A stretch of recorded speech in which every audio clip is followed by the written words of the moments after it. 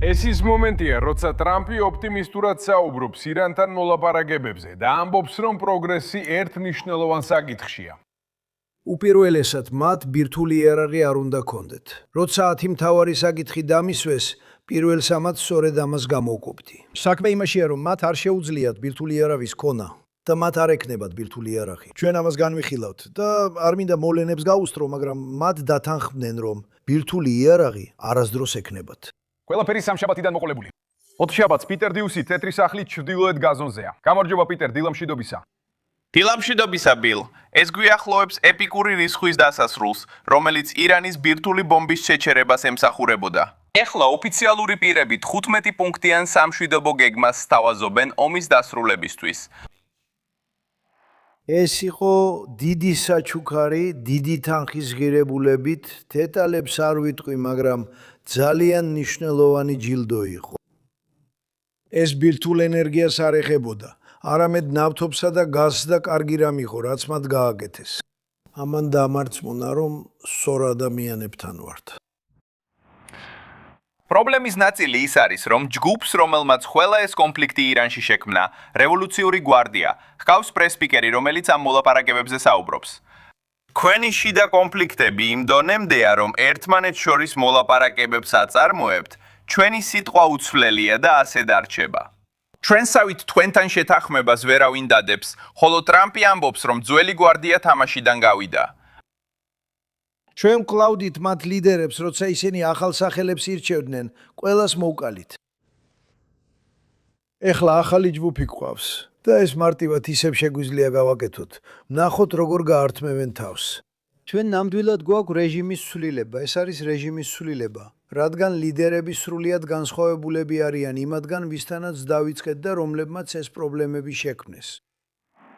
ტრამპი კვლავ უკმაყოფილოა ნატოს მოკავშირეების მხრიდან ომის ძალისხმევისადმი მხარდაჭერის ნაკლებობით, თუმცა ამბობს, რომ აშეტიშის მოკავშირეები სპარსეთის ყურეში კარგად იქცევიან. მადლობა პიტერ, დიუსი იწყებს დღეს თეთრ სახლში. განა, მოდით ბრაიან ჰუკი მოვიწვიოთ, ის ზემო აიოვის ყოფილი წარმომადგენელია ირანში, ასე რომ უკვე იცით ეს იქნებოდა აშშ-სა და ირანის მოთხოვნები, როცა ხვდებით ზემო აიოვა. მოითხოვენ ბირთვული ობიექტების დახურვას, ნულოვან გამდიდრებას და რაკეტებზე შეზღუდვებს. ისინი ითხოვენ გარანტიას უსაფრთხო გადაადგილებაზე ჰორმუზის სრუტეში და ირანის მხრიდან რეგიონში პროქსი ჯგუფების მხარდაჭერის დასრულებას. ირანი ითხოვს ომის კომპენსაციას და ჰორმუზის სრუტისთვის გადახდის ახალი სისტემის შექმნას. ახლა ხან პიტერ დიუსին თქვა, რომ სახელმწიფო მედიამ მსოფლიოს ატყობინებს. ირანი ამ თემებზე არ საუბრობს. თქვენი გამოცდილებიდან გამომდინარე, როგორ ფიქრობთ, სინამდვილეში სად დგას ეს საკითხი? დანა, ვფიქრობ, ახლა ძალიან საინტერესო პერიოდში ვართ, რომელიც ბევრ ამერიკელ პრეზიდენტს გამოეპარა. და პრეზიდენტი ტრამპი, როგორც ჩანს, იმ მდგომარეობაშია ირანთან, სადაც ყველა პრეზიდენტს სურდა ყოფილიყო. ირანის ზეწოლის ქვეშაა და თავად მოდის ჩვენთან შეთანხმებისთვის. ისტორიულად პრეზიდენტ ობამასა და ბაიდენთან პირიქით იყო. ჩვენ ირანის ბირთვული შანტაჟის ზეწოლას გრძნობდით. შემდეგ ამ ზეწოლას ვნებდებოდით და ევროპაში ირანს დავდევდით. შეთანხმების მიღწევას ვცდილობდით, რაც ბოლოს ირანის ბირთვული შეთანხმება გახდა, საიდანაც ტრამპმა სწორად გავიდა. ეხლა გვაქვს ასეთი დინამიკა, სადაც ირანის რეჟიმი ნამდვილად გრძნობს ზეწოლას და ეძებს რაიმე გამოსავალს. ასე რომ ეს მნიშვნელოვანი მომენტია, პროგრესის ნიშანია. ახლა დაფაზე დავწერ, რომ ყველამ ნახოს ის ლიდერები, რომლებიც მოკრეს, მაგრამ ასევე არიან ისეთებიც, ვისთანაც პრეზიდენტს შეიძლება მუშაობა და საუბარი შეეძლოს. არ ვიცი, იცნობ თუ არა პარლამენტის ამ თავმჯდომარეს, გალიბას, თუ სწორად ვამბობ მის სახელს. თქვენ ფიქრობთ, რომ შეერთებული შტატები ან ჩვენი რომელიმე მოკავშირე სპარსეთის ყურეში, რომლებსაც სურთ რომ galagzelos და უზრუნველყოთ, რომ მაინც მივიღოთ ის, რასაც პრეზიდენტი ტრამპი ბირთვული იარაღთან დაკავშირებით მოითხოვს. ამ ადამიანთან შეიძლება მოლაპარაკება, ხომ ასეა პარლამენტის თავმჯდომარესთან? ფიქრობ, გამამხნევებელია, რომ პარლამენტის თავმჯდომარე თავის პოზიციას აჩვენებს და შეიძლება მაგიდის მეორე მხარეს დაჯდეს. ეს კარგი ნაბიჯია, რადგან როცა ირანის რეჟიმთან გაქვს საქმე, ჩვეულებრივ ქვეყანასთან არ გაქვს საქმე.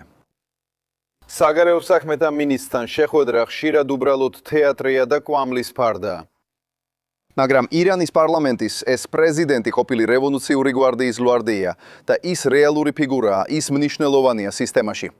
სტივ უიტკოფი და ჯარედ კუშნერი ირანელებთან საუბრობდნენ ომანში და ჟენევაში. ფიქრობ, საუბრები პროდუქტიული იყო, თუმცა ირანმა საბოლოოდ ვერ გადალახა თავი. მათ ივაჯრეს და ჩვენი მოთხოვნები არ მიიღეს სერიოზულად. ეხლა მგონია, რომ თითქმის თვის ომის შემდეგ მოლაპარაკების მაგიდასთან სწორი ადამიანები გვყავს. დანა, როგორც აჩვენე, ეს არის სწორი მოთხოვნები ბირთვულ იარაღზე, რაკეტებსა და პროქსებზე. ეს სამუდამოდ უნდა მოგვარდეს. რაიან, ახლა ხან მივიღეთ ახალი აუდიო ყოფილი მდივნის ტონი ბლინკენისგან. როგორც მივხვდი, ეს ჰარვარდში გუშინ საღამოს მოხდა, ჯერ არ მომისმენია. ის გამოხატავს სინანულს მათ მიერ გადადგმული ან გადაუდგამელი ნაბიჯების გამო. მოდი მოусმინოთ ბაიდენის ადმინისტრაციის ყოფილ სახელმწიფო მდივანს და შენი რეაქცია მომეცი. შენ აძელებ იხსენებდი. ერთ შეთანხმებას. უფრო უძელი? მტკიცეა, ასეა და იქ არასდროს ყოფილ ხარ. ნან ობამას იმის ფონზე რაც სოფლიოში ხდება. დიახ, მართალია, მინდოდა ამას მივახციოდით, ბევრი ვიმუშავეთ და არაერთხელ ვცადეთ უფრო გრძელი და მტკიცე შეთანხმების მიღება. ირანელებს ზოგჯერ უკანი ხელდნენ, ზოგჯერ კი ახქვი ახლოს მოდიოდნენ და ჩვენს ჩვენი შეზღუდვები ჰქონდა, იცი, ვავიარებ იმასაც, რომ ზოგჯერ პოლიტიკა ხელს უშლის. შუალედური არჩევნებია, ასე არ უნდა იყოს, მაგრამ ხშირად ეს ფაქტორი. რაიან, ჩვენ და მაყურებელმა პირველად მოვისმინეთ ბლინკენი. რა არის შენი პირველი რეაქცია? კარგი, პრობლემაა მთელი ამ დიპლომატიური ხაზით, რომელსაც ის მიყვებოდა, ის იყო, რომ მას გავლენა არ ჰქონდა და ირანის რეჟიმს პრეზიდენტი ბაიდენი არ ეშინოდა.